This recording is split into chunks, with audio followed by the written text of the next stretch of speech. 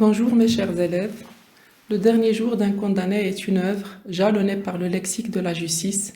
Pour mieux l'aborder, on vous a sélectionné un corpus approprié qu'on peut subdiviser en 4 volets sous forme de 4 exercices.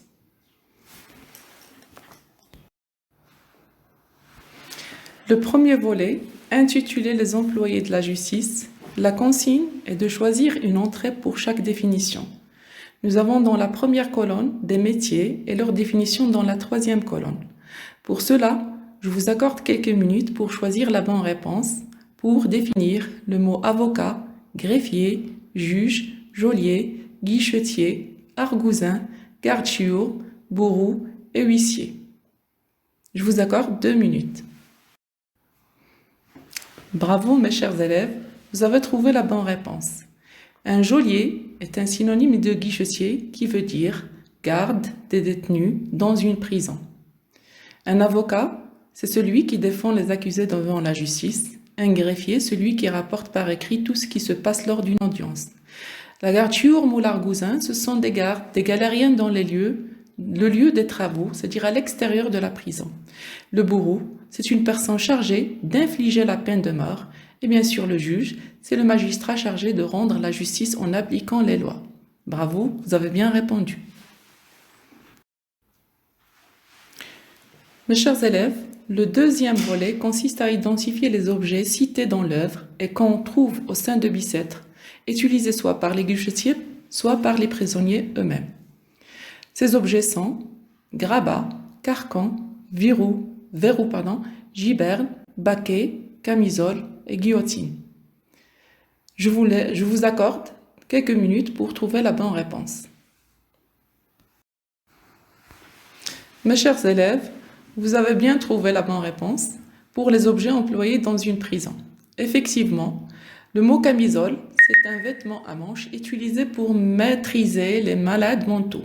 C'est-à-dire que notre condamné, une fois arrivé à Bicêtre, on avait peur qu'il se suicide ou qu'il se fait du mal.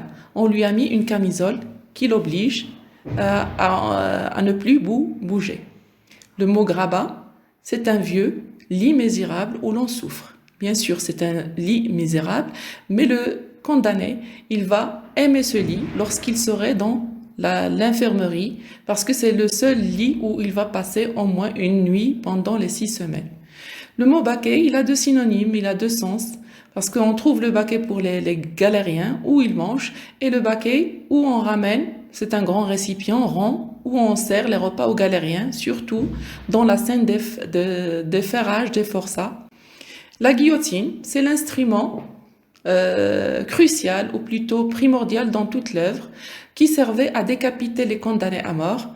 Et on la trouve dans l'œuvre, soit avec le mot guillotine, soit avec le mot échafaud, même s'il y a une petite différence, puisque l'échafaud, c'est toute la construction, et la guillotine, c'est la machine elle-même. Le mot carcan, c'est un collier de fer qui servait à attacher un criminel, surtout pour les galériens et les forçats qui vont aller vers Toulon, et ils devaient être enchaînés comme des animaux pour qu'ils ne s'échappent pas, et en plus de ça, pour les maîtriser comme des animaux.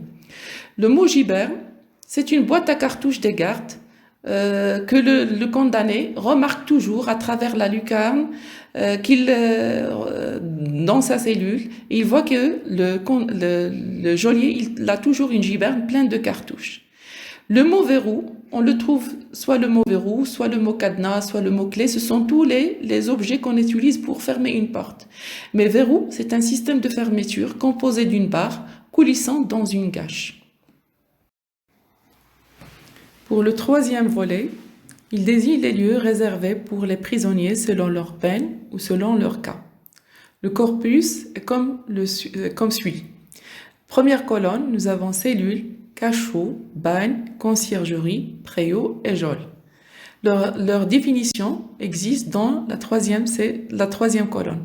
À vous de choisir la bonne réponse. Je vous accorde quelques minutes. Effectivement, mes chers élèves, le mot cachot ou geôle, c'est une cellule obscure dans une prison, réservée surtout pour les condamnés ou surtout pour les personnes qui sont sanctionnées. Le mot bagne, c'est un lieu où on détient les condamnés aux travaux forcés, surtout pour les forçats lorsqu'ils vont partir à Toulon. Et c'est un travail harassant et fatigant et on appelle ce lieu le bagne.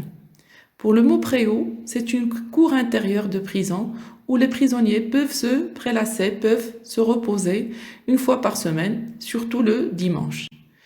La conciergerie, c'est une forme aussi de cellule, mais c'est une loge dans un bâtiment administratif, surtout dans le tribunal, là où le condamné va rencontrer le frioche. Il était dans la conciergerie en attendant que le huissier et le directeur de la prison, de tribunal, signent les procès-verbaux. La cellule, généralement, c'est une pièce utilisée pour isoler ou enfermer quelqu'un. Le quatrième volet est réservé pour les peines et le lieu où on accorde les peines. Première colonne, on a le mot la peine, la sentence, l'arrêt, la perpétuité, le pourvoi en cassation, la grâce et le palais de justice. Je vous demande de chercher leur définition dans la troisième colonne. Sanction appliquée par une faute, demande de revoir le jugement prononcé, châtiment infligé à un coupable pour la durée de toute la vie, remise entière ou partielle de la peine, décision d'une cour de justice, le tribunal, jugement rendu par un tribunal. Je vous accorde quelques minutes pour bien réfléchir.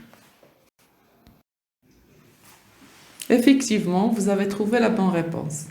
Pour le mot peine, c'est une sanction appliquée pour une faute. Le condamné, il a commis une faute et bien sûr le tribunal lui accorde une sanction. Le pourvoi en cassation, c'est une demande de revoir le jugement prononcé. C'est-à-dire qu'on a un premier jugement et le condamné a la possibilité de demander un deuxième jugement pour revoir la peine prononcée. La perpétuité, c'est un châtiment infligé à un coupable pour la durée de toute la vie. Et la grâce, c'est une remise entière ou partielle de la peine. Soit on pardonne totalement la faute du condamné, soit une partie de la faute. Pour l'arrêt, c'est une décision d'une cour de justice. Le palais de justice, effectivement, c'est le lieu, c'est le tribunal où on accorde les peines. Et la sentence, c'est un jugement rendu par un tribunal. Vous avez bien répondu. J'espère que ce lexique vous facilitera la lecture de l'œuvre et merci pour votre attention.